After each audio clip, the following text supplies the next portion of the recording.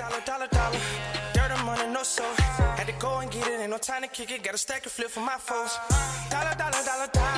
Please tell me you can hear me. Don't turn your back and don't neglect me. Just let me know if you need me. Dollar. Let me watch out for my partners. Keep my money long, get my team strong. Let me run away from my problems. Yo, what's good, original crew? It's your boy DJ New Kid, your girl. Sierra Nicole. Back on the channel, man. We got Mr. Ballen. We got the latest vid. Never ask this question unless you want to die. Now, I don't know what the hell we doing with this, but you ain't got to tell me twice. Tell me once, tell me twice. Oh. I was like, what's that off of? You know what I'm talking about. You know what I'm talking about, man. Yeah. So, with that being said, man, before we get into it, make sure you check out the links in the description box. Down below. You already know where to go, man. You want the first part, all you have to do is check out down below. Also, if you enjoyed today's video, like it with a thumbs up. And we highly appreciate it, man. But with that being said, let's go ahead and get into it. Let's check it out. Let's see what it's about, man. Sailors are known to have lots of strange customs while out at sea. Like some sailors believe that bananas are bad luck and so will not bring them on board their vessel, while other sailors believe it's good luck to throw one of their crew members overboard and then reel him back in before beginning a fishing trip, that somehow that will enhance your chances of catching more fish. But while a lot of these customs of the sea are pretty harmless and kind of goofy, there's one custom of the sea that is not at all. It is extremely serious and very, very dark. It's known simply as the delicate question, and in short, once a sailor asks this delicate question under certain circumstances, there's no going back for that crew. And today, we're going to learn about one of the most famous examples of this custom being carried out in real life. But before we get into today's story, if you're a fan of the strange, dark, and mysterious delivered in story format, then you come to the right place because that's all we do, and we upload once a week. So if that's of interest to you, please go through all the like button's social media posts and correct their spelling and grammar in the comments section. Also, please subscribe to our channel and turn on all notifications so you don't miss any of our weekly uploads. Okay, let's get into today's story.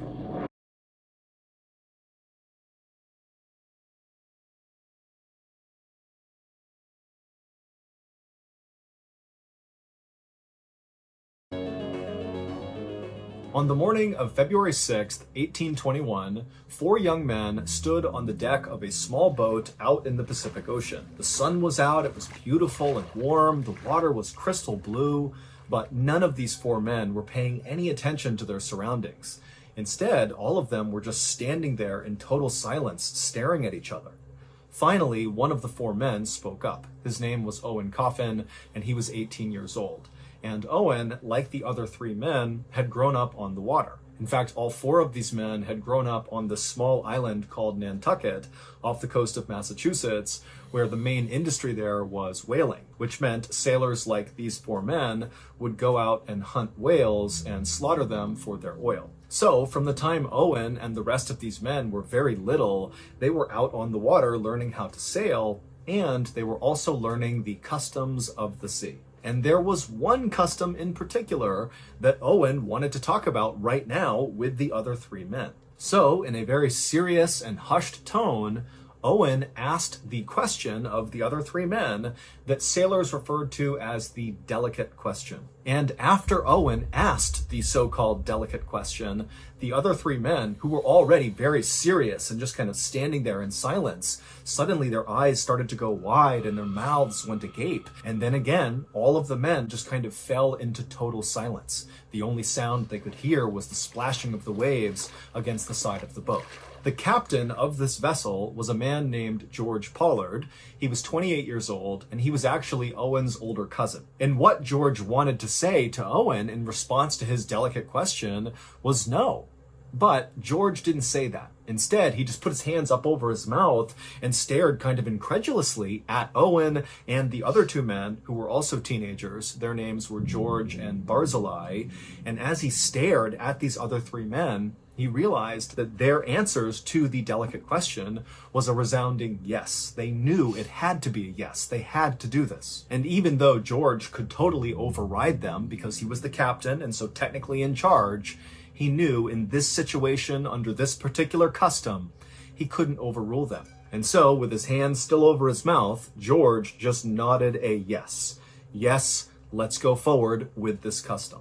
And so, with a unanimous decision to move forward, Owen slowly reached down and pulled out the ship's logbook from underneath one of the seats behind him. And then he opened up the book and he flipped to the back pages of the logbook, which were totally blank, and he grabbed one of the pieces of paper and he ripped it out of the book. Then Owen began to rip this piece of paper into strips. First, he ripped 3 identically long pieces of paper, and he held up all 3 at the same time to show the others that these are the 3 that are the same. And each of the 3 nodded their head, yes, we see that. And then Owen reached down, he grabbed the paper again, and he ripped a 4th strip out. And this is going to be probably one of those who just draw the shortest paper. And if you draw 3 of them is safe, 1 is not. And that one person is going to have to sacrifice their life. Hell no. I'm not. You don't want to ask. You volunteer, bruh. You know what I'm saying? What would you do? First of all, I ain't playing. But I'm wondering what they're going to have to do, though. Like, I know you said that, but... Most of the time, when you do something like that's what it is. I ain't playing. I don't play those games. So they gonna push your ass overboard then. Well, they gotta do what they got to do. You go on that fight. And then Owen reached down, he grabbed the paper again, and he ripped a 4th strip out, and this one was dramatically shorter than the other 3. And so Owen held up this much shorter piece, and he showed Charles, George, and Barzillai, and again, they all kind of nodded in agreement. Yes, we see, that's the short piece. And so once the whole group was satisfied that they had their 4 strips, Owen took off his hat, he put all 4 of the strips inside, mixed it around, and held out his hat. It was time. The first man to reach into Owen's hat was Owen's older cousin and the captain, George. He reached in, he pulled one of the strips of paper out, closed it in his fist so he had no idea which one it was, and pulled it back and held it close to his chest. And then one by one, each of the other men did the same thing, reaching in, grabbing their strip, not looking at it, and holding it against their chest. And then once all the strips had been taken, at the exact same time, all 4 men extended their hands into the middle of the circle they were standing in, and they opened their hands palm up to reveal which strip they got. And George, Charles, and Barzillai all had the identical long pieces, and Owen, the 18-year-old, the younger cousin of the captain, the one who had ripped up the strips, he had the short strip. I knew he had the short strip because for some reason I was like, it gotta be Owen the one because he's the only one in a photo that we have a photo of. Earlier he showed the photo of Owen. I'm like, you don't show a photo of somebody like, you know what I'm saying? Yeah. I knew he had to be the one, and so just coincidence. You are the one who asked the question. Yeah. You're the one who set up the play, and now you are the one who draws the short stick. That is fucked up, bro. Destiny, bro.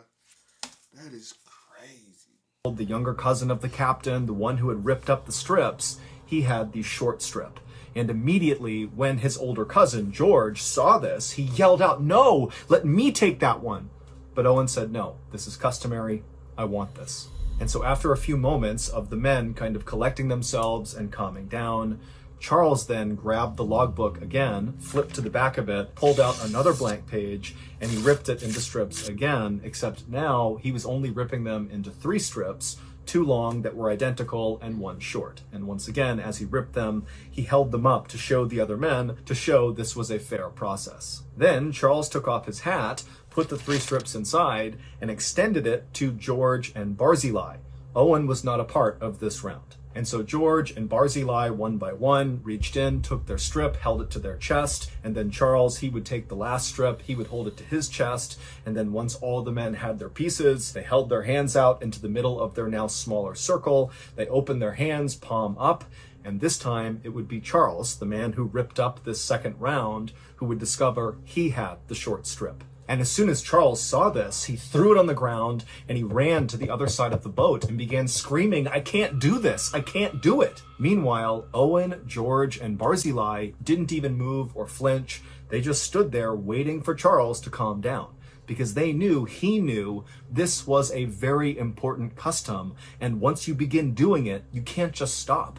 Charles would have to come back over and play his role. And so after a few minutes of Charles still kind of calling out that he couldn't do this, tears are coming down his face, he finally wiped the tears, he calmed himself down, and he walked back over to the group, who again, they hadn't moved. George, Barzillai, and Owen, they're just standing there waiting to continue this custom. And so as Charles began coming back over, looking ready to continue, George, without even saying anything, reached down and unlatched a door on the side of the boat. He opened it up, he reached in, and he pulled out this long object that was wrapped in canvas. And then he handed this object to Charles. And then once Charles had possession of this object, Owen, the man who had first drawn the short piece of paper, said to the group, "Now it's time for a moment of silence," even though at this point, none of the men were talking. But still, they formed a tight circle with Charles holding this object, and they all bowed their heads, and they just stood there in total silence. And then, once Owen raised his head, the other three did as well, and Owen, one by one, touched the shoulders of each of the men and reminded them that this had been a fair process. Then, without saying another word, Owen turned away from the group. He walked over to the edge of the boat, looking out over the water. He got down on his knees. He made sure his posture was good, and he looked out over the water. Owen had always loved the ocean, even though his own father had died out at sea. But this particular whaling expedition that Owen had been on, he thought went extremely well, and he was very proud of what they had all accomplished. And Owen was especially proud to be a part of this particular custom. This custom was one that so few people ever took part in, but all sailors knew about it. It was kind of like the forbidden custom. And here he was playing a central role, which really required a lot of strength. And so feeling very proud of himself, Owen, after looking out over the water for a few more moments, he bent down and put his chin on the edge of the boat, which signaled to Charles it was time. And then once Charles saw that Owen was in position, he stepped away from George and Barzillai and walked over to Owen, carrying this object wrapped in canvas. And then once he was right behind Owen, without saying a word to him, he unwrapped the object, and it was a rifle. And once the rifle was uncovered, he placed the barrel against the back of Owen's head, and then he fired a shot. And instantly, Owen slumped to the ground, dead, and Charles kind of staggered back and fell on the deck and let out this strangled scream. He couldn't believe what he had just done, but What's going on? I'm trying to figure out why. I'm thinking, what we doing? Why we having to die? Is it Like, the fact? They gotta be something. I can't fathom to think of what it could. Can you? No, I'm sitting up here like, why? Like, I'm confused as to why we play. Like, I don't know. On the deck and let out the strangled scream. He couldn't believe what he had just done, but he knew there was no other choice. Once they decided to do this sacred custom, they had to take it to the end. And so George, who had just witnessed the execution of his younger cousin, was deeply troubled and pained, but he too knew they had to bring this custom to the finish line, which meant it was George's turn to step forward and play his part. And so George walked up to his now dead younger cousin, and George pulled out a serrated knife and cut off Owen's head. And then once Owen's head was removed, he placed it on the deck so Owen's face was looking away from the other men, like he couldn't see what they were going to do. And then once the head was in place, George went back to Owen's body and began cutting him open and pulling his organs out and handing them to Charles and Barzillai. George also began cutting off long strips of Owen's flesh, creating sort of like fillets. And then, even though there was a spot on the boat to have a fire, the three men decided they just could not wait. And before long, the only sound that could be heard on board this little boat floating out at sea on the Pacific Ocean was the sound of Charles, George, and Barzillai tearing into Owen's raw flesh with their teeth, turning their beards bright red with his blood. The delicate question that Owen asked the other men at the beginning of this story was one of the most feared questions amongst sailors. And it was only asked if there was a shipwreck or some sort of emergency that happened out at sea, which meant the group had almost no chance of survival. Only in those circumstances was the delicate question appropriate.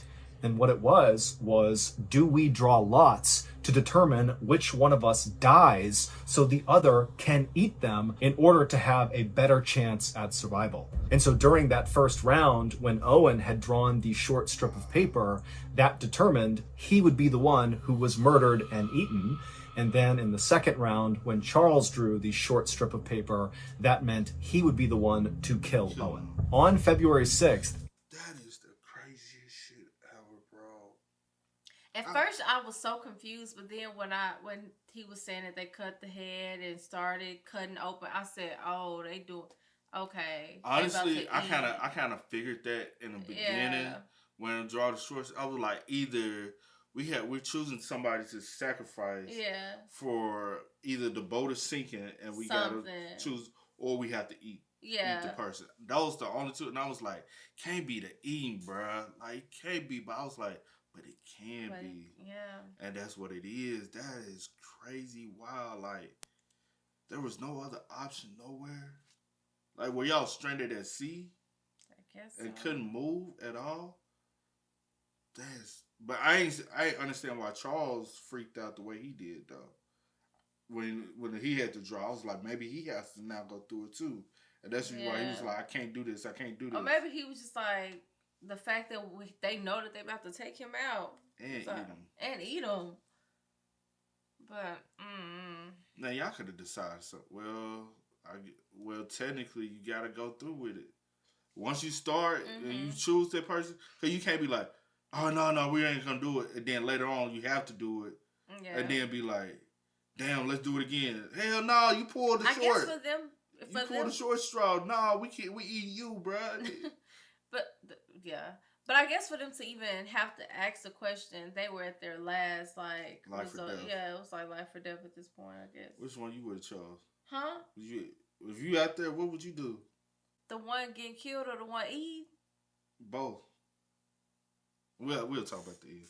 Give you some time to think. I don't want to think about 1921, the day that Owen posed the delicate question, he and the other three men had been lost at sea for the past 3 months after a whale had struck the side of their whaling boat and left them adrift with almost no food and no water. There had been other men on board the Essex who had died from starvation and exposure, and their bodies had been consumed by the surviving sailors until on February 6th, they were down to just these 4 men and no more bodies to eat, which is why they decided it was time. They had to ask the delicate question. 17 days after Owen sacrificed himself so the others could eat him, another boat happened to drift past the stranded Essex boat, which now only contained Charles and George. Barzillai had died of starvation 5 days after they killed Owen, and Barzillai had been eaten by George and Charles as well. And as this other ship passed by the Essex and they looked on board, all they saw were skeletons of the men that had died and been eaten, and Charles and George were on opposite ends of the boat, curled up in a ball, chewing on human finger bones, trying to get the last bits of flesh off. And their bodies were totally emaciated, their hair and their beards were wild, they looked totally feral. And then when this boat actually came up alongside the Essex and boarded to rescue Charles and George looked terrified. It was like they had totally lost their grip on reality. They had been lost at sea for 94 days and had consumed all of their friends, and so it makes sense they might go kind of crazy. But after this crew was able to get Charles and George fed and get them water and cleaned up, they kind of regained their composure and their sanity, and they were very thankful and happy to be alive. The story of what happened to the crew of the Essex quickly spread all around the world, and in fact, it served as inspiration for Herman Melville to write his classic American novel, Moby Dick.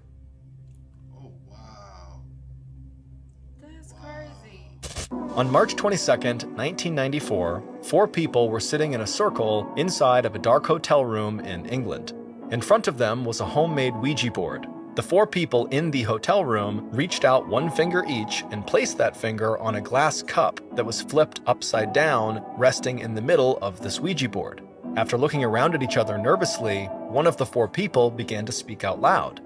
They asked the room if there were any spirits with them right now, and nothing happened. The 4 people started to laugh at themselves for even trying to do this, when suddenly the glass cup began to move. As the 4 people stared at each other, trying to figure out if one of them was moving the cup on purpose, the glass cup slid all the way to the corner of the board and came to a stop over the word yes. This Ouija board session would not only become one of the most famous Ouija board sessions of all time, but also it would have a dramatic impact on a major criminal case. So that's going to do it. If you enjoyed today's story and you We need to hear that. Hey, not tonight. Oh, so like I asked you I earlier, didn't even think about it, but you can ask me again. if you have to make that decision, you say for instance, you have consumed at this point you've consumed other people as well. Do you go through with the infamous question? Would you be like, okay, yeah, we gotta do this? Because at this point, it's really life or death. Yeah. We've already ate. Yeah. My only thing is, I believe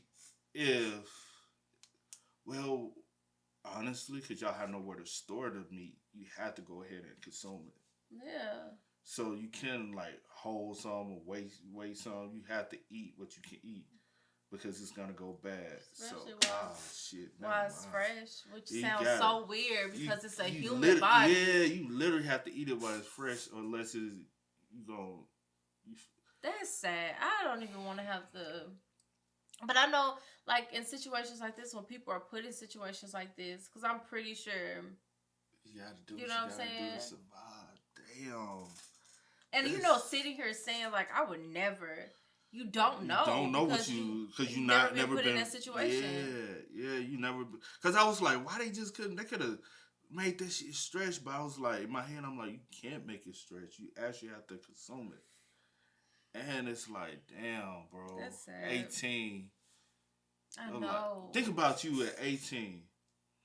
Mm-hmm. You've been out there. You don't remember your life at 18. You living it up, partying, no carefree. Life is very carefree at 18. You ain't got no problems, no struggle, no bills, no just like living life. What's my next on the edge? What's my next plan in life? You know what I'm saying? But this man out there at sea already consumed bodies. Already had to eat bodies. Out there, straight survival mode. Now you ask the question. You rip the paper. Yeah. You are the one who pulls basically the short straw. Yeah. How now you have to sacrifice your life at 18, for everyone else's life. That is crazy. That is fucked up, bro. To even have to make that decision, to even have to ask that question, to be like, okay, well, I got the short one, knowing seconds, minutes, you're about to. And to be completely honest, they possibly didn't have to do that question. Honestly, because old boy had just died of starvation 5 days later. They had already consumed him. Just listen. Okay, go ahead. Old boy had died after consuming Owen's body 5 days later. Honestly, if they didn't consume Owen's body, he probably would have died sooner. So there go your body, without having to play the game. Could have survived. Owen could have survived. You get where I'm going? I get what you're saying. Because but there's no way for them to know that though. No, so. I'm not saying that. But yeah, I'm saying they could have just waited out. Somebody was gonna die. And then to be honest, everybody's dying and they already lost weight. They're losing. You know what I'm saying? So everybody, it's not a lot of meat. Yeah. So you're not consuming and not enough. even knowing like what size these people are anyway on a normal, Yeah. you know. So you're not even consuming enough to even really, you know what I'm saying? and you having to split it. That is so. Why am I even saying? Why? I know I was just thinking. This is the sickest. I don't That's know what why. I was just thinking. See, I said, why the hell are we even thinking about this shit like that? Because the story push you into that mindset to even think that way when you're not even wanting to think I'm like that. like, what? I like- had to snap back into. I'm like, girl, what are you But talking this is about? reality, though. Yeah, You but I kind of in your head, you like, I gotta snap back into reality. No, but 'cause I this went, ain't- but I literally put myself there on that ship, and I'm like, hold on, girl, really back, come back. But the like, crazy thing is, you never know what life might throw your way to Right. the point you might have to you go never through that. know, And You it's really literally don't. life or death situation, and nobody wants to freely be like, okay, I'm gonna die, knowing that y'all just gonna eat me once Yeah. I die. So I'm gonna fight. But maybe in their heads, maybe they know that it's going to a good cause, like to help and save their I think friends Owen and did, loved but ones not. and stuff. I don't think everybody died and just like, all right, y'all can eat me. Who knows? We don't know because we don't know the story. We don't know. Cause You know. just imagine the first person died and that first person y'all consumed. Mm-hmm. I know everybody else was like, dude, are we really doing this shit, bro? Like, that was our friend. That was our, like. But it's like, Survival of the fittest, right? Yeah, it really, yeah. Fuck, bro. It really is. That's some scary ass shit to even have to fathom to imagine. And then to know that situations, anything could happen in real life. Like, well, that's real life, but you know, anything can happen in your life. Honestly, And you imagine never know the decisions you'll have to make. Imagine this. That ain't the only time that happened. That ain't the last time that it happened. Yeah. That ain't the only situation because you got some people who are stranded out in the desert. Yeah. They have to do that same shit. That's what I'm saying. Hey, man. Crazy. Make sure y'all spam us up in the comments. Y'all let us know y'all thoughts and opinions. Also, let us know what y'all might do in a situation like that. Could y'all go through with it? Being though that it's a life or death situation and you had no other choice. Could you? Because I didn't ask you. I really never answered the question. It's life or death at the end of the day. I wouldn't want to do it, but it's life or death. Gotcha. And you just can't. Some people, I don't know, man. I don't know. Yeah, I wouldn't want to. Let me just say that. I wouldn't want to. But you never know what you have to do if you never put in know a situation. what you have to do. Yeah. I got you. Most And you definitely. have no other food source at all. But again, y'all spam us up. Y'all let us know y'all thoughts in the comments. But as always, I do go by the name DJ Kid. This is No Yard. Had to go and get it, ain't no time to kick it. Got a stack and flip for my foes. Dollar, dollar, dollar, dollar.